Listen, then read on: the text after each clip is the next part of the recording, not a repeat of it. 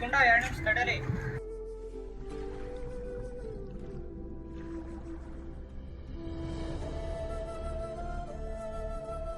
ನನಗೆ ಹೆಲ್ಮೆಟ್ ರಾಯಚೂರ ಪೊಲೀಸರು full strict ಮಾಡ್ಯಾರ, ಹಾಕೊಂಡು ಹೋಗು.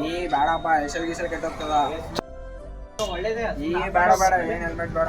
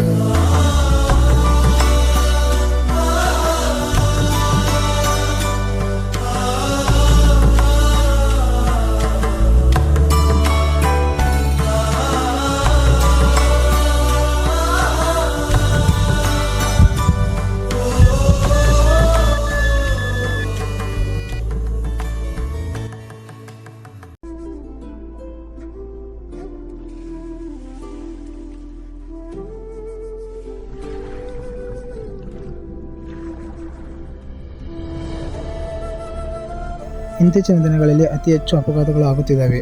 ಅದರಿಂದ ಪೊಲೀಸ್ ಇಲಾಖೆಯು ನವೆಂಬರ್ 1ರಿಂದ ಕಡ್ಡಾಯವಾಗಿ ಹೆಲ್ಮೆಟನ್ನು ಧರಿಸಬೇಕೆಂದು ನಿಯಮ ಜಾರಿಗೊಳಿಸಿದ್ದಾರೆ.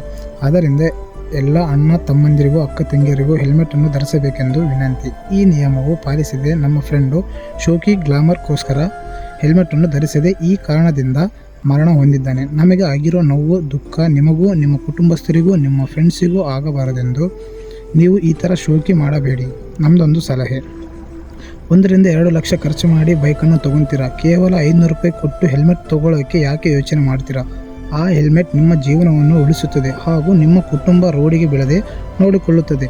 ಅದರಿಂದ ಹೆಲ್ಮೆಟನ್ನು ದಯಮಾಡಿ ಖರೀದಿಸಿ ಮತ್ತು ಹೆಲ್ಮೆಟನ್ನು ಧರಿಸಿ. ರಾತ್ರಿ ಸಮಯದಲ್ಲಿ ವಾಹನವನ್ನು ನಿಧಾನವಾಗಿ ಚಲಿಸಿ. ದಯಮಾಡಿ ಹೆಲ್ಮೆಟನ್ನು ಧರಿಸಿ, ನಿಮ್ಮ ಜೀವನವನ್ನು ಉಳಿಸಿ.